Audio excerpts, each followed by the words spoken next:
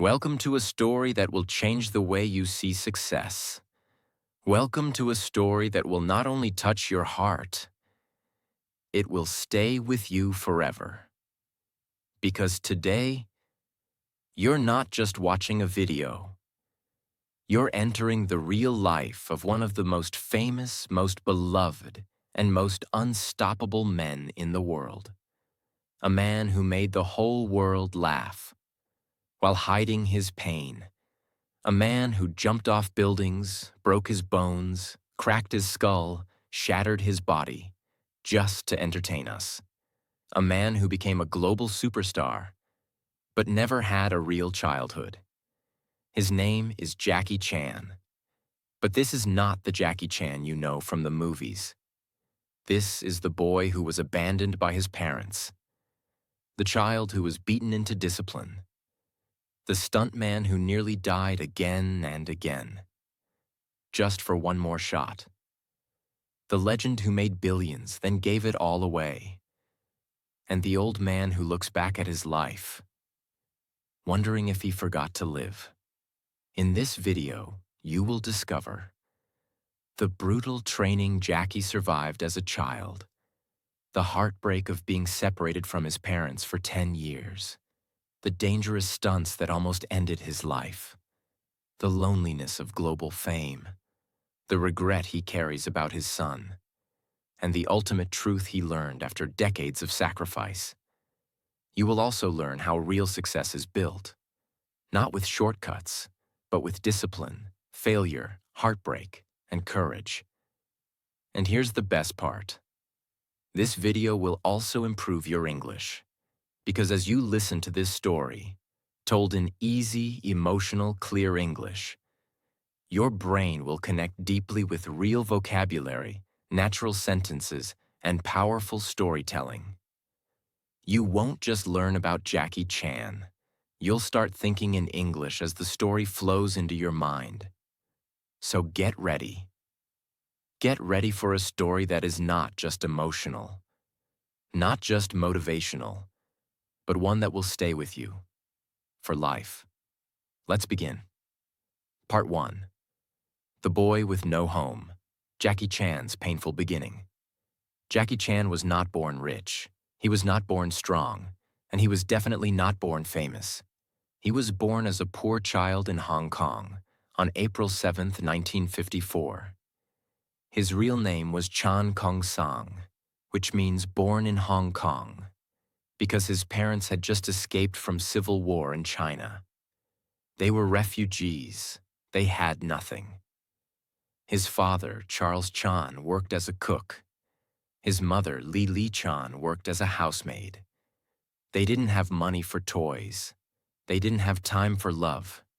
They didn't even know how to raise a child. So when Jackie was born, they gave him to someone else for a few years, just so they could survive. He grew up alone, and the only thing he understood, even as a small child, was this: I have to be strong. Nobody is coming to save me. When Jackie was 6 years old, something happened that changed his life forever. His parents got a job offer to work in Australia. It was a big chance for them, but they couldn't take Jackie with them. So they made a decision that would leave a scar in his heart for the rest of his life. They left him behind. They enrolled him in a place called China Drama Academy, a boarding school for Chinese opera performers. But it was not really a school. It was more like a military prison for children. The master of the school was a cruel man named Master Yu Jim Yuen, and Jackie was now one of his students. At just 6 years old, Jackie was thrown into a world of pain, discipline, and endless training. The children woke up before sunrise. They didn't have breakfast. They didn't laugh. They didn't rest. They trained, from early morning until late night. They trained their bodies, their voices, their flexibility, their reactions. If they cried, they were hit. If they made a mistake, they were punished. If they fell, They were told to get back up. There was no sympathy. There was no love. There were no weekends. There were no holidays. There were no parents. They slept on wooden floors. They ate cheap food. They used one shared bathroom. The master believed in discipline through pain. He made the boys hold handstands for hours. He tied their legs open to make them do full splits. He beat them with sticks if they couldn't memorize a line. And this happened every day, for 10 years. Jackie once said in an interview, "I used to cry every day, but no one cared. I just wanted to see my parents, but they never came." That's the part of Jackie's story nobody tells you. Behind every smile you've ever seen on screen was a child who felt abandoned, unloved, and broken inside. Inside the school, Jackie met other boys who would become his brothers. Together, they were called the Seven Little Fortunes. It was like a team of top students who were the best at acrobatics, kung fu, and performing. They toured all over Hong Kong, doing shows for money. The leader of the group was Jackie. Even back then, he had extraordinary talent. He could do flips. He could jump through rings. He could fight, sing, fall, and dance, all in one performance. He wasn't doing it because he loved it. He was doing it because he had no other choice. And deep inside his heart, he still hoped that one day, his parents would return for him. But they didn't. By the time Jackie was 10, he had no parents, no toys, no holidays, no real friends outside the school, no warm bed, no hugs, no one to tell him, "You're doing great." All he had was his pain and his dream. If I work hard enough, maybe one day the world will see me. From age 6 to age 17, Jackie lived inside that painful world. But he didn't break. In fact, it made him stronger than anyone could imagine. He learned how to control pain, how to smile even when it hurts, how to make a perfect move after 1,000 failures, how to obey, how to lead, how to sacrifice, and how to stay humble. Because no matter how good he got, the master never praised him. This was the Jackie Chan the world doesn't know. The child soldier, the quiet performer, the lonely warrior.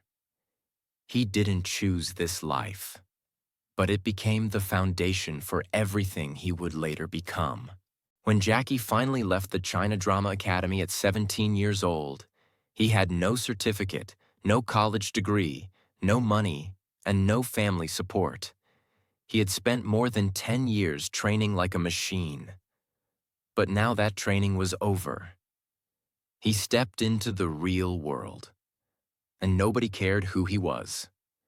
There were no job offers waiting, no fans, no applause, no security, just an endless city filled with hundreds of boys like him, all trying to survive. He had only one option: become a stuntman. And not a safe, comfortable stuntman like in Hollywood. In Hong Kong, stuntmen were treated like cheap tools. Producers didn't care about safety. Directors didn't care about injuries. If you got hurt, they would simply replace you with someone else. But Jackie didn't have a choice. He needed to eat. He needed a future. So he said yes, and walked straight into the most dangerous chapter of his life. Jackie started working as an extra in low-budget kung fu films. He was not the hero. He was not even the villain. He was the man in the background who gets punched once and falls down. Sometimes he was a bandit, sometimes a bodyguard, sometimes just fighter number 4. Nobody cared what his name was. Nobody gave him lines. Nobody even gave him proper safety gear. All they gave him was a quick direction. Jump from here. Get kicked. Fall down. Don't cry. And Jackie followed every order. He jumped off balconies, rolled down stairs, crashed through tables, fell flat on his back, landed on his face, got kicked in the teeth, hit with real wooden sticks, thrown into walls, almost drowned, lost teeth, dislocated bones, and once almost broke his neck. But he never said no. Why? Because deep inside, he still had one dream. If I do this better than anyone else, maybe one day they'll remember me. One day in the early 1970s, Jackie got hired as a stuntman for a film called Enter the Dragon. And this was not just any movie. It was the first major Hollywood martial arts film. And the star of the film was none other than Bruce Lee. Bruce was already a legend, a global icon. Every stuntman wanted to work with him, even for a few seconds. And Jackie got his chance. In one scene, Jackie was supposed to run at Bruce and get hit hard to show Bruce's power. That was it. 1 second of pain, 1 second of visibility. Jackie ran. Bruce hit him hard with a stick, and Jackie fell so hard that he forgot where he was. But what happened next changed Jackie's life. Bruce Lee stopped the scene, rushed over, and helped Jackie up. He touched Jackie's head gently and asked, "Are you okay?" It was such a small moment, but for Jackie, it was the first time someone important noticed him. He pretended he was still hurt, just to enjoy a few more seconds of Bruce Lee's kindness. 1 second made Jackie believe, if Bruce Lee can become a global icon, maybe I can too. But I'll have to find my own way because Jackie knew something. He could never become Bruce Lee. Bruce Lee was serious, powerful, clean, perfect. But Jackie? He was always falling, always messy, always funny. So Jackie made a decision. I won't copy Bruce Lee. I'll do something nobody else does. I'll be the man who fights and falls, who fights and laughs, who fights and gets hurt, but gets back up. That was the moment Jackie began to shape his future. Even after working with Bruce Lee, Jackie's life didn't change instantly. For years, he was just another nameless man getting kicked on camera. Producers laughed at him. Directors ignored him. Nobody gave him a main role. Some even said, "Your face is not good for movies. You look funny. You don't talk like a hero. You can't be the lead actor." It would have broken most people, but Jackie kept going. He worked 18 hours a day, slept on studio floors, ate cheap noodles. Sometimes he didn't even get paid, but every day he practiced. He studied how other actors moved. He trained his face to show emotion. He studied comedy. He trained his body to fall safely but look painful. He rehearsed thousands of stunts until they looked real but controlled. Because Jackie had a secret mission. One day, I will create a new kind of hero. A hero who makes you laugh while bleeding. A hero who doesn't always win, but never gives up. In 1978, Jackie was offered a role in a film called Snake in the Eagle's Shadow. It was a low-budget kung fu comedy. But for the first time, Jackie was allowed to mix martial arts and comedy. He played a weak, silly young man who learns kung fu in a strange way, using humor, surprise, and fast movements. The audience loved it. They had never seen anything like this before. Jackie made them laugh, then fight, then fall, then win. He was not perfect like Bruce Lee, but he was real. He was the guy who looked like you, who failed, got hurt, and still stood up. The film became a big success, and then another one followed, Drunken Master. And suddenly, Jackie Chan became a name people remembered. He had found his style. Not Bruce Lee's style, not anybody else's style, but Jackie Chan's style. Pain, laughter, chaos, stunts, comedy, and courage. Jackie didn't get lucky. He didn't know the right people. He didn't have rich parents. He didn't get help. He built himself with pain, falls, failures, broken bones, and quiet practice. Over many, many years. And now, he was finally ready to take the next step. To become more than just a star in Hong Kong. He wanted the world. But the world wasn't ready for him yet. Part 2. Jackie Chan versus Hollywood, the painful road to global fame. By the late 1970s, Jackie Chan had finally become a star in Hong Kong. After years of broken bones, rejection, and humiliation, he was now the face of kung fu comedy. His movies like Drunken Master and Snake in the Eagle's Shadow had made him a household name. Audiences loved his speed, his humor, and his style. And Jackie? He wasn't satisfied. He looked beyond Hong Kong, beyond China, beyond Asia. He wanted the world. He wanted to break into Hollywood, the biggest movie industry on earth. Because for him, true success didn't mean being famous in one country. It meant being known everywhere.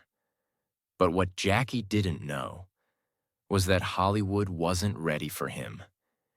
And his next journey would be one of the most painful, humiliating, and difficult chapters of his life. In 1980, Jackie got an offer to work in the United States. It was a dream come true. An American producer had seen his Hong Kong films and thought, this guy could be the next Bruce Lee. They gave Jackie a role in a movie called The Big Brawl. It was his first leading role in an English-language film. The producers were excited. Jackie was excited. Everyone thought it would be a big success. But the moment filming started, Jackie realized something was wrong. The American director didn't understand Jackie's style. He wanted Jackie to fight like Bruce Lee. Serious, slow, powerful. But Jackie was not Bruce Lee. He tried to suggest ideas, fast moves, funny reactions, crazy stunts, but the director said, no, just do it the American way. Jackie felt frustrated and ignored. Nobody listened to his creative ideas. Nobody let him be himself. He was a guest in someone else's system. When the movie was finally released, it flopped. American audiences didn't understand Jackie. Asian audiences didn't like the American version of him. And critics said, this actor is trying to be Bruce Lee, but he's not even close. Jackie felt embarrassed, disappointed, and angry. He had left Hong Kong at the peak of his success. And now he was being laughed at in the country he dreamed of conquering. But Jackie didn't give up. He signed up for another American movie, The Cannonball Run. It was a comedy with Hollywood stars like Burt Reynolds and Roger Moore. Jackie was given a small role, a Japanese driver. There was one big problem. Jackie is not Japanese. He's Chinese. But the producers didn't care. They didn't even know the difference. To them, all Asians were the same. Jackie was too polite to say anything. He wore the costume. He smiled for the camera. He delivered the lines they gave him, and once again, the movie failed to help his career. He was being used as a decoration, not as a real actor. He was being placed in movies not to shine, but to fill a spot. And the worst part? He couldn't speak English fluently. So during interviews, Jackie struggled to express himself. He felt stupid, small, and lost in translation. He returned to Hong Kong, not as a global star, but as a man who had tasted rejection from the biggest stage in the world. After failing in Hollywood, most people would give up. They would say, I'm not good enough. It's not my time. They don't accept people like me. But Jackie did something different. He returned to Hong Kong, sat down with his team, and said, "We're going to build something they've never seen before. They rejected me? Then I'll give them a reason to come begging." He decided to make his own kind of films, combining wild stunts, real pain, fast-paced action, Hong Kong culture, international-level storytelling, comedy and emotion, and Jackie's signature smile. He created a new genre, not traditional kung fu, not Hollywood action, but something in between. And this time, he had full control. He directed the films himself, choreographed the fights himself, designed the stunts himself, even sang the theme songs in Chinese.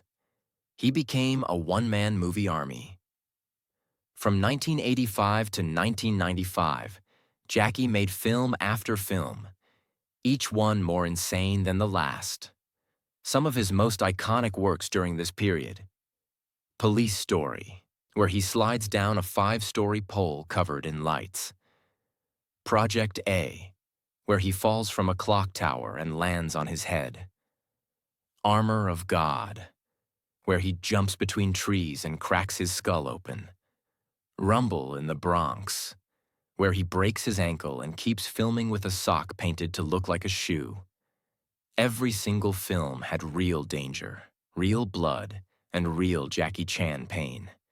He did not use stunt doubles. He did not use CGI. He believed, if I want the audience to feel something real, then I have to do something real. These films became legendary in Asia, Europe, and even parts of Africa and South America. Slowly, the West started watching. American fans started saying, "Who is this guy? Why does he risk his life in every movie? This is better than anything we have in Hollywood." Hollywood producers began to notice. And this time, they didn't want to control Jackie. They wanted to bring him in exactly as he was. By the late 1990s, Jackie was nearly 45 years old. He had already broken his fingers, his nose, more than 5 times, his ribs, his teeth, his skull, his ankles, his spine. He had performed over 1,000 stunts, many without permission or safety checks. He had nearly died more than 10 times on set. But he was still smiling, still climbing, still dreaming. Then came one final chance. An American producer offered him the lead role in a new buddy cop comedy film called Rush Hour. Jackie read the script. It was funny, it was fast, and the co-star would be Chris Tucker, a loud, energetic African-American comedian. It was the perfect contrast. And Jackie said yes. Nobody expected it to succeed. But when Rush Hour was released in 1998, it exploded.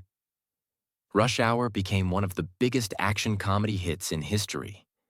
Jackie's fights, expressions, accent, timing, and chemistry with Chris Tucker were loved across the world. He was finally accepted, not as the next Bruce Lee, but as the first and only Jackie Chan. And after Rush Hour came Shanghai Noon, then Rush Hour 2, then The Tuxedo, then The Medallion, and then even voice roles like Master Monkey in Kung Fu Panda. The same man who had once been laughed at, rejected, and ignored by Hollywood was now invited, respected, awarded, and loved by Hollywood. For the first time in his life, Jackie Chan was no longer fighting for attention, no longer chasing fame, no longer struggling for a break. He had become a global icon. From Hong Kong to Hollywood, everyone knew his name. His movies were everywhere. In every cinema, on every TV, in every language. He had money, awards, fans, respect, and a long list of directors begging to work with him. But something was wrong. Something inside Jackie didn't feel complete. In fact, he was feeling something worse than emptiness. He was feeling guilt, because while he was climbing the mountain of success, there was one part of his life he had left far behind: his family. And the first person that came into his mind was his son. Jackie Chan had a son named J.C. Chan, born in 1982.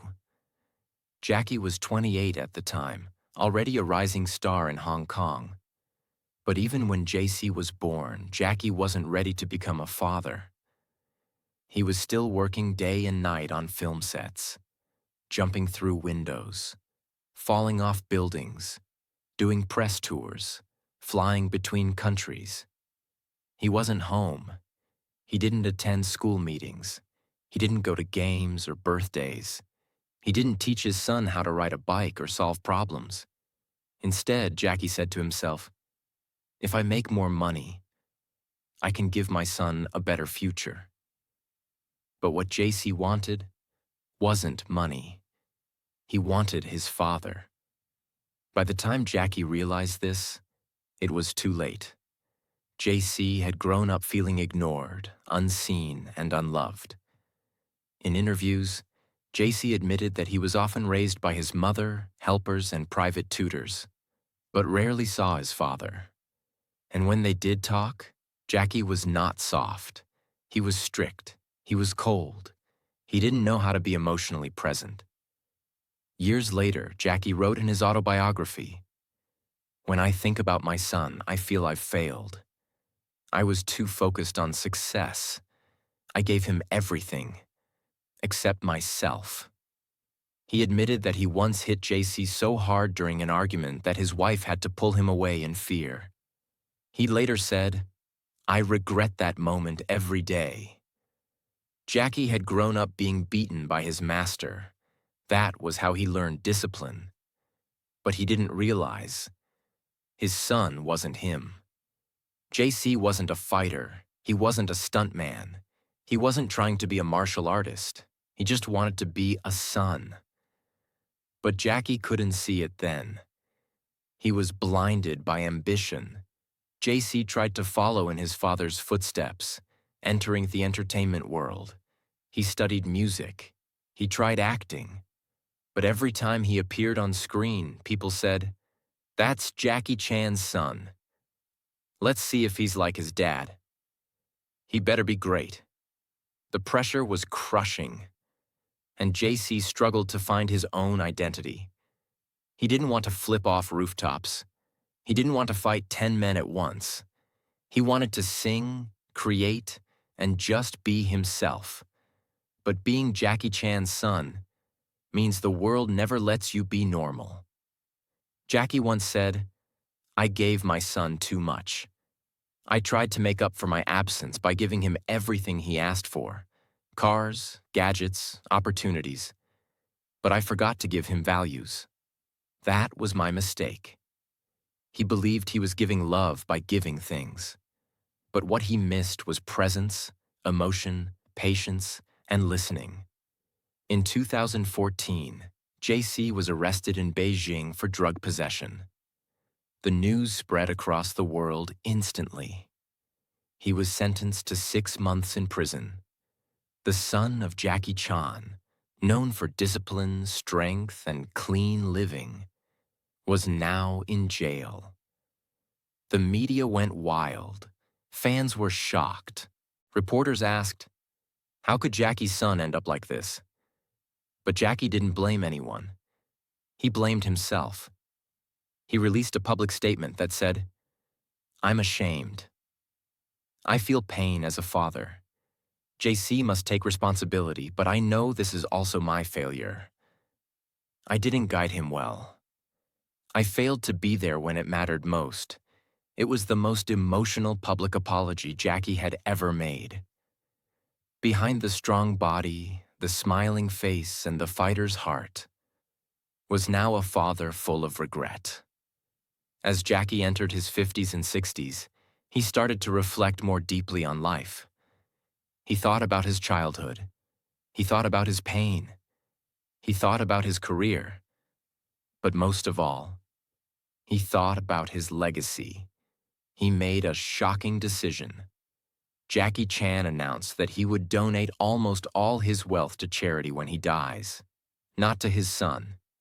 He said, if JC is capable, he can make his own money. If he's not, he won't know how to keep my money anyway. This made headlines around the world. Some people supported it, others were confused. But Jackie explained, I don't want to leave behind money. I want to leave behind values. My money came from pain. If my son doesn't understand that pain, the money will destroy him. He wanted JC to learn the way Jackie learned, by falling, by failing, and by growing strong through it. Even with all his success, Jackie now spends many days thinking about what he missed. He missed the warmth of a father-son bond. He missed moments of childhood. He missed conversations that could have changed everything. He has said in interviews, when you're young, you think money is everything. You think fame is power. But when you grow older, you realize the most important things in life are love, peace, and time. Jackie started doing more charity work, helping schools, orphanages, and young stunt performers. He became more active in public education, safety campaigns, and youth training. He also began mentoring young actors, giving them advice he never received, because he didn't want others to repeat his mistakes. Jackie Chan remains a hero to millions, but his legacy is not simple. Some criticize his political opinions, some criticize his parenting, some feel disappointed in how he handled certain things. But one thing is clear. Jackie never pretended to be perfect. He always showed his scars, his wounds, and his failures. And maybe that's what makes his story so powerful. He's not a man of fantasy. He's a man who rose from pain, loneliness, and confusion, who made the world laugh and cheer, and who now, in silence, reflects on what really matters. Part 3. The Final Falls of Jackie Chan.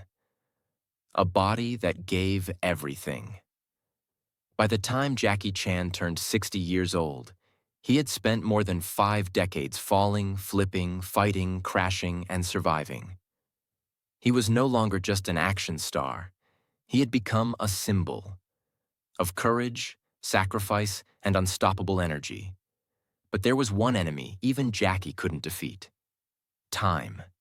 His muscles, once hard like steel, had become tight, slow, and painful. His bones, once flexible like rubber, had become stiff, sore, and cracking. His heart, once wild with ambition, had become quiet, heavy, and thoughtful. Jackie Chan, the man who flew through glass windows, jumped between moving cars, and fell from rooftops, was now struggling to do the smallest things. He couldn't bend the same way. He couldn't sleep without pain. He couldn't run without feeling the tight pull of years of injuries. But still, he refused to stop. By this stage in life, Jackie's medical file looked like a war survivor's. He didn't just get hurt once or twice. He was almost killed more times than most people can count. Let's look at the real list. Skull fracture from Armor of God, where he almost died and started bleeding from his ears. Broken nose, more than 3 times. Broken fingers, several times. Dislocated shoulders, many times. Fractured ribs, countless. Broken ankles. Once had to wear a sock painted like a shoe just to finish a movie. Pelvis injury, made walking difficult for years. Teeth knocked out, then fixed and lost again. Severe burns, from explosions gone wrong. Permanent hearing loss in one ear. Back injuries that still make it hard for him to sit for long. Chronic spinal pain from decades of abuse. And perhaps the worst part? Most of these injuries were never fully healed, because Jackie never took long breaks. He would rest a little, then go back to set. Why? Because he believed, if I don't finish the movie, the whole team suffers. I can't let them down. That was Jackie's biggest strength and biggest flaw. He never put himself first. Even after 50, Jackie continued doing real stunts that most actors wouldn't dare attempt at 25. In movies like Who Am I?, he slid down a 21-story glass building without a harness. Chinese Zodiac, he jumped across cliffs and did fast-paced car chases. Skip Trace, he was in freezing water for hours. Vanguard, he performed multiple chase scenes even after injuring his hip. Producers begged him to use stunt doubles. But Jackie always said the same thing. If the audience sees my face in the shot, they believe it. If they believe it, they feel it. That's what I'm here for. To make them feel something real. That was Jackie's mission. Not just to entertain, but to make people feel something real, even if it broke him. After each scene, Jackie didn't go home smiling. He often limped back to his trailer, holding his back, icing his legs, sometimes crying from the pain. He couldn't sleep well. He had trouble standing for long. His hands would shake after every fight scene. And sometimes, he had to be helped just to take off his costume. But when the camera turned on, he became Jackie Chan again, because he knew there are people out there watching this movie who are going through pain, sadness, and depression. If I can make them smile, even for 10 seconds, it's worth everything. That was his mindset, and that's why the world loves him, not just for his talent, but for his heart. As Jackie reached his 60s, his doctors started warning him. They said, "You can't take another fall like this. If you hit your head again, you could lose your memory. One wrong move could paralyze you." But Jackie kept pushing, because stopping meant facing something he wasn't ready for: silence. For more than 50 years, he had lived in front of cameras. He had been the center of sets, the leader of crews, the man who jumped first. If he stopped, he wouldn't know who he was anymore. So instead of fully retiring, Jackie chose a new path. He would slowly shift from action to mentorship, from falling on screen to lifting others behind the scenes. But the transition wasn't easy. Jackie began investing in younger actors and stunt teams. He trained them, fed them, protected them, and gave them opportunities. The same way he never had. He created scholarships, opened training centers, funded film schools, and told every young actor, "Don't copy me, learn from me, and then do better." He also started doing more voice work, like in Kung Fu Panda, where he played Master Monkey. It was less physical, but still powerful, because Jackie realized something. Even if I can't fight the same, I can still inspire. That became his new fight: to use his story to lift others. In recent years, Jackie began receiving Lifetime Achievement Awards around the world. At the Oscars, when he finally received his honorary Academy Award, he said, "After 56 years in the industry, after making over 200 films, after breaking so many bones, I finally have one of these. Thank you." He smiled, but his eyes were wet, because he remembered the wooden floors of China Drama Academy, the rejections in Hollywood, the broken skulls, the broken heart, and the years of waiting for the world to understand his value. He also gave a speech in Beijing where he said, "If I had another life, I wouldn't do it all again. Not because I don't love my fans, but because I would like to live once, without pain." That was the most honest line he had ever spoken. Even legends get tired. Jackie Chan's body gave everything it had. It bent, cracked, bled, and carried his dream across the world. But now it's slowing down. He can no longer jump the way he used to. He no longer fights in the same style. He chooses carefully what to do. But in that slower pace, there is wisdom. There is peace. Because Jackie has proven everything. He doesn't need to fall anymore, because the world already rose for him. Part 4. The Final Bow. Jackie Chan's last chapter. The cameras are quieter now. The stunts are fewer. The crowd still scream his name. But Jackie no longer runs to the edge of the rooftop, ready to fall. He walks slowly now. He smiles more softly. He sits longer, breathes deeper, and talks more carefully. Because after spending over 60 years in the spotlight, after breaking almost every bone in his body, after rising from poverty to global fame, after losing himself, finding himself, and losing again, Jackie Chan is no longer chasing the next hit movie. He's chasing something else, something he had ignored for most of his life: peace. Today, Jackie lives a slower, simpler life. He still acts occasionally, but only in carefully chosen roles. He avoids risky stunts now. He respects his age. He listens to his body. Most of his days are now spent training younger actors, writing and reviewing scripts, attending charity events, traveling to give talks at schools and universities, sitting quietly in nature, reading, meditating, or remembering. He often visits his old stunt team, many of whom are also aging, injured, or retired. They share stories, they laugh, sometimes they cry. Because those men are the only ones who truly understand the pain, the fear, and the glory of what they gave up for cinema. Jackie pays for their medical bills, supports their families, and always says, without them, there would be no Jackie Chan. This is who he is now, not just a star, but a protector of those who built him. Jackie knows that one day he won't be here anymore. So now, he's focused on what he leaves behind.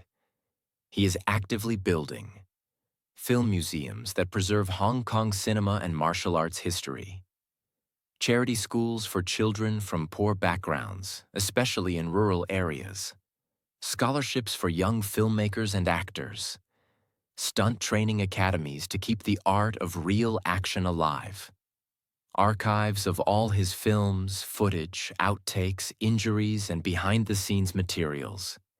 He's also writing more books, letters, reflections for people who want to learn from his life. But Jackie doesn't want to be remembered just as a movie star. He wants to be remembered as a man who gave everything he had, and then still gave more. Jackie has spoken openly about his aging. In one interview, he said, "There are mornings I wake up and I don't know if I can walk straight. My knees hurt. My back screams. My fingers are stiff. But then I remember, I chose this." He no longer regrets the injuries. He accepts them. He calls them the price of a dream. But with that acceptance has come a new understanding, that the body breaks, but the mind must heal. That time is limited. That people disappear. That money fades. That pain teaches. That love matters more than fame. He has now reached a place in life where he says, I don't want more houses. I don't want more awards. I just want the world to become a little better. Because I was in it. Fame is not friendship. Jackie has millions of fans, but very few people who truly know him. He has admitted in multiple interviews that he sometimes feels deeply lonely. He walks through airports and people scream his name. He sits in a restaurant and strangers ask for photos. He smiles, always. But deep inside, he sometimes thinks, do they love me? Or just the version of me they saw on screen? That's the silent pain of legends. Everyone knows your name, but very few understand your soul. And Jackie, even now, still feels like that little boy at China Drama Academy, trying to be strong when nobody is watching. Over the years, Jackie has given thousands of interviews, speeches, and talks. But there's one message he keeps repeating to the younger generation. Don't look for easy success. Look for real value. Don't copy others. Build your own path. Don't chase fame. Chase growth. Don't give up when it hurts. That's where real strength is built. He warns young actors, don't think I'm lucky. I worked through blood. I was laughed at, beaten, doubted, but I never stopped. He tells them, the best life is not the easiest one. It's the one where you can say, I gave everything. And that's what Jackie wants you to remember. Not his movies, not his stunts, not his fame, but his effort, his dedication, his discipline. In his later years, Jackie began receiving the global recognition he had waited decades for. Oscar Lifetime Achievement Award, BAFTA Awards, honorary doctorates from universities, statues in Hong Kong and Hollywood, streets named after him, UNICEF Ambassador for Children's Rights. But every time he accepts these honors, he bows his head and says, I am not better than others. I just refuse to quit. He reminds the world, I was a nobody. I cleaned floors. I carried cables. I ate on dirty sets. I bled on cold concrete. I'm just the result of what happens when you love your craft more than your comfort. In recent years, Jackie has begun speaking softly, but honestly, about death. He doesn't fear it, but he wants to be ready. He wants his last years to be useful, not just comfortable. He wants to pass down his knowledge, not just sit in luxury. He wants to leave a trail that others can follow, not a throne that disappears. He once said, one day my name will stop trending. My face will fade. But if I did my job right, some boy somewhere will keep going because of me. That's enough. That's everything, he also wrote. Death comes for all of us. But not all of us live fully before it comes. I lived fully. I gave everything. I can go in peace. Even with all the peace Jackie now seeks, there is one wound that never fully healed. His son. Their relationship has improved, but it's not perfect. They talk sometimes. They meet sometimes. But Jackie knows. You can fix a house, but you can't always fix a broken childhood. He doesn't hide this pain. Instead, he uses it as a lesson. He tells young fathers, your children don't need a hero. They need you. Don't make the same mistake I did. This is perhaps his deepest regret and his most powerful truth. In one interview, the host asked, what do you want people to remember when you're gone? Jackie paused, then said, I want them to say, he gave his life for others. Not just on screen, but off screen. He never gave up. He didn't pretend to be perfect. He made people smile. He made people stronger. He showed what it means to love your craft, your people, and your pain. He smiled, then added, and maybe they'll watch one of my old movies and still feel like I'm there, jumping, fighting, falling, and getting back up. One last time. This is not just Jackie Chan's story. This is a story about fighting even when nobody believes in you, smiling while you're in pain, falling again and again, and rising every time, building something real from nothing, becoming a legend, not by being perfect, but by being relentless. He was never the tallest, never the strongest, never the fastest, but he outworked everyone. And he never stopped. He became more than an actor.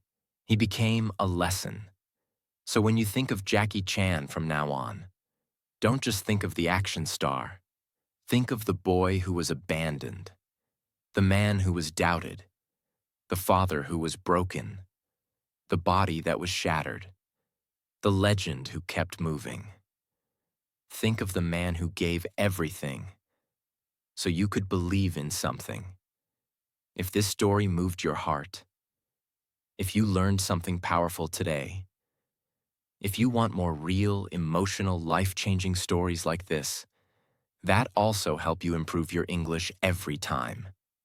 Then subscribe now and become part of something truly powerful. Because this is not just a channel. This is a journey of greatness. And it's only just beginning. Thank you for watching. Now go live your life like Jackie did, with fire in your soul and no fear in your fall.